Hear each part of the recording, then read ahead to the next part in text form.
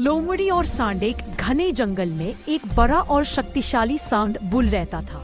वह इतना बलवान था कि कोई भी जानवर उससे उलझने की हिम्मत नहीं करता था। सांड ने जंगल के बीचों बीच एक हरे भरे घास के मैदान पर कब्जा कर रखा था और वह किसी को भी अपनी सीमा में आने नहीं देता था। उसी जंगल में एक चतुर लोमड़ी फॉक्स भी रहती थी। वह बहुत भूखी थी और उसकी नजर उस हरे भरे मैदान पर पड़ी, लेकिन वह जानती थी कि सांड के होते हुए वह सीधे मैदान में नहीं जा सकती।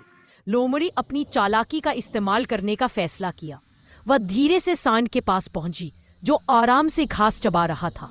लोमड़ी ने सम्मानपूर्वक झुककर कहा, नमस्ते जंगल के सबसे महान और शक्तिशाली सांड, आपकी ताकत की चर्चा दूर दूर तक है। सांड ने गर्व से सिर उठाया और पूछा, तुम कौन हो और यहाँ क्या कर रही हो? यह घास का मैदान मेरा है।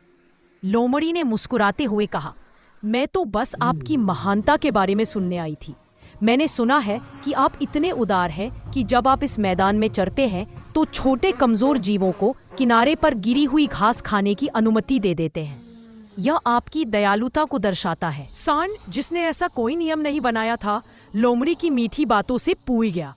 उसने सोचा, अगर ये लोमड़ी सबके सामने मेरी तारीफ कर रही है तो मुझे अपनी उदारता दिखानी चाहिए।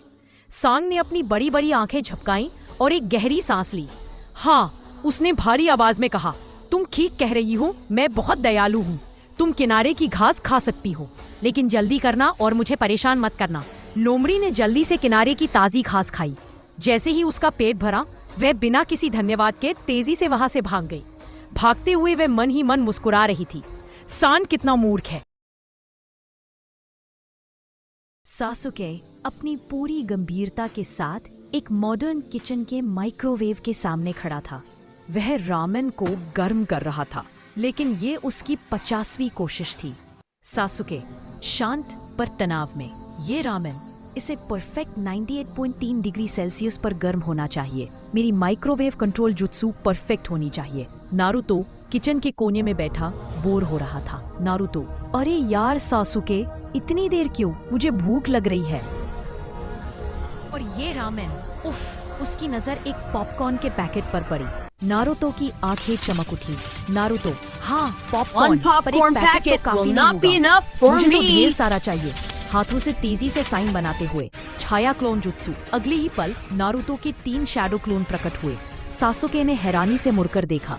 सासुके गुस्से में, नारुतो तुम क्या कर रहे हो? तुमने पॉपकॉर्न पर शैडो क्लोन जुत्सु क्यों किया? सासुके आतंक में चीखते हुए, नहीं, वह उसकी लिमिट है बेवकूफो, माइक्रोवेव फट जाएगा। बूम, एक जोरदार आवाज हुई। रामेन के कटोरे के ऊपर, सासुके के सिर पर और पूरे किचन में गरम पॉपकॉर्न ही पॉपकॉर्न फैल गए। सासुके आंखों में जलन के साथ अपनी रामेन की तरफ देखते हुए, अब उस पर पॉपकॉर्न की चादर थी। नारुतो तुम, वह हार मांगकर जमीन पर बैठ गया। नारुतो और उसके क्लोन खुशी से पॉपकॉर्न खाते हुए एक दूसरे से हाई फाइव कर रहे थे।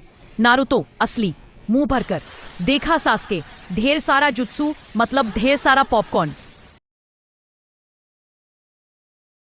एक छोटे से गांव के किनारे एक बहुत पुरानी हवेली थी। सुनसान, टूटी दीवारें और खिड़कियों पर जाले।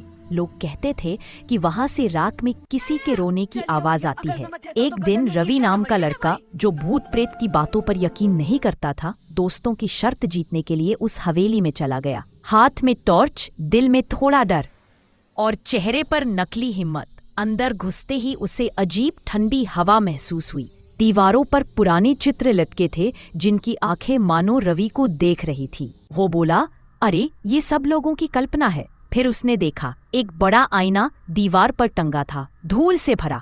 उसने हाथ से साफ किया और तभी उसमें उसका चेहरा नहीं दिखा, बल्कि एक और चेहरा, बिल्कुल वैसा ही पर मुस्कुराता हुआ, लाल आंखों वाला। रवि पीछे हटा, पर आईने में वाला चेहरा वही खड़ा रहा, मुस्कुराता हुआ। अचानक वो चेहरा बोला, अब मेरी बारी है बाहर आने की। आईने की सतह से हाथ निकलने लगे, ठंडे, काले और चिपचिपे।